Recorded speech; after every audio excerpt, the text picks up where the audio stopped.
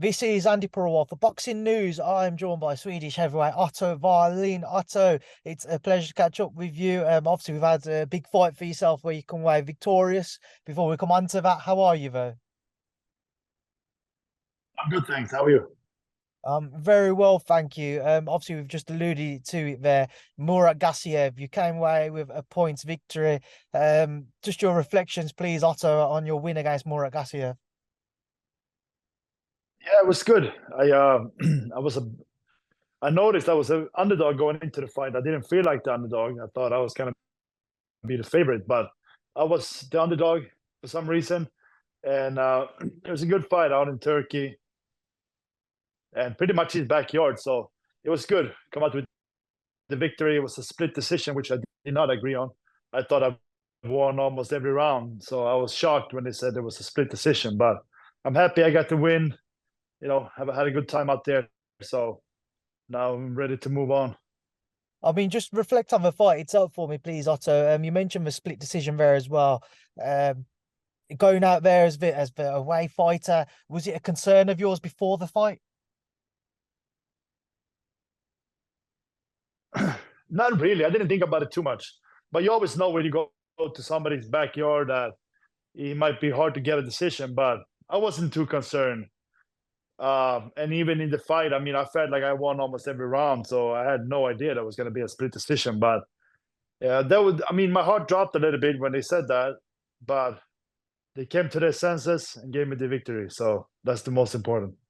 Otto, over the last few years since we've been doing these interviews, whether it be in person or Zoom, you've been craving a big fight. Obviously, Murat Gassiev he achieved a great deal at cruiserweight. It's not done much at heavyweight, but he's still a big name and one which you've got on your resume now.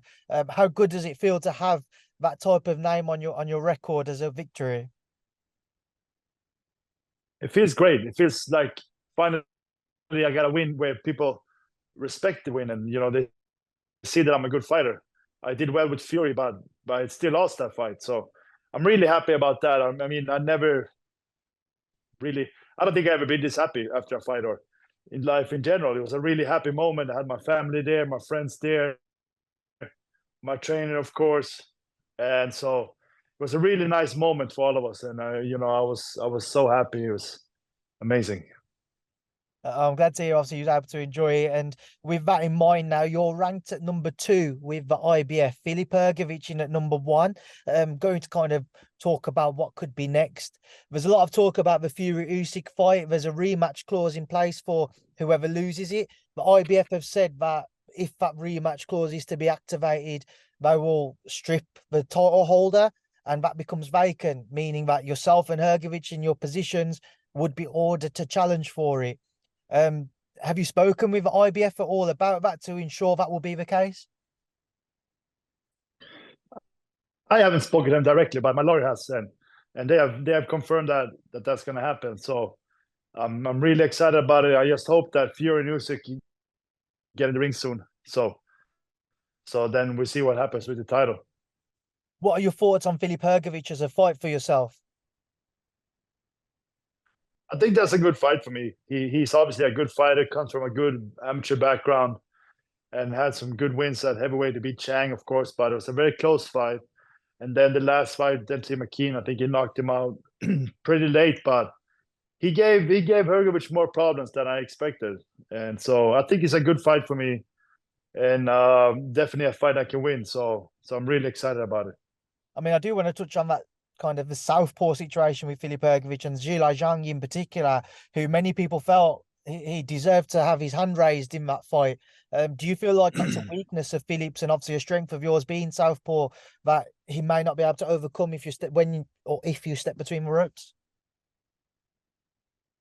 He might be. He might be. He's fought two southpaws now back to back, so at least he got a couple fights in against southpaws. But I've been a southpaw all my life, and he's been a righty all his life. So usually, as southpaws, we prepare for righties, and righties usually prepare for righties. So it's a bit different to fight a southpaw, and it's not just natural to me. So that might be an advantage, and that would be good. there's a lot of talk, Otto, about Anthony Joshua at the minute, where his career lies. He's looking to get out in December time. Would you ever, and it's been something which has kind of come up in questioning, would you ever step aside to allow AJ to fight Filip Hrgovic for potentially a vacant title or anything along those lines? No, I want to fight for the title. So that's not gonna happen. I mean, I've been dreaming about fighting for a title my whole life. So I'm not gonna turn that down. With it also in mind, your name has cropped up as a potential opponent for AJ next. Would you still entertain a fight with Anthony Joshua if it was to come in and be proposed to you, or would you wait for a potential fight with Filip Hrgovic because of your ranking with IBF? I'd probably wait for the Hrgovic fight and the title fight. That's my main goal right now. But you never know with Fury, you never know with Usyk. So it all depends on how it all plays out. They're not in the ring yet. So I trust it when I see them in the ring. You're not the only person who has said similar, Otto. A lot of people are saying they'll believe it when they see it, when they're in the ring looking at each other. But in your mind, in your opinion, with everything you know currently, how do you anticipate, say, the next 4 to 6 months within the heavyweight division playing out? It's hard. It's hard. I'm really hopeful that I'll get the title shot. But like I said, you never know, especially with Fury. That you never know. So I'm not getting my hopes up too much, but I'm hopeful. We'll see what happens. I'll have to ask Otto, and granted it's very short notice, if Eddie Hearn was to come to you and say December 23rd, Anthony Joshua, whether it be at the O2 Arena, Abu Dhabi's been spoken about, would you, I know you've said you wouldn't risk it with the IBF title shot lined up, but if it was a big money fight, AJ, would you consider it? Would you explore those talks? I mean, I would always explore it, see what's out there, but my main focus right now is the title fight. If I can get that would be the best. But like I said, you never know in boxing, and nothing is guaranteed. So I'm open, but I'm focused on a title fight. That's what I want. I have to ask as well, Otto, then, as you mentioned earlier, kind of everybody's waiting for when Tyson and Alexander are stood across each other in the ring. If there is a delay in that fight, obviously we've seen a few reports that maybe April might be more realistic for that fight to take place. In the meantime, is there anybody else you do have your eye on if you had to have an interim fight? Yeah, I would have an interim fight, I think, but I don't know against who. I don't really have any names in mind, but it would be an interim fight. Get out there and pick up a win, most important, and stay active.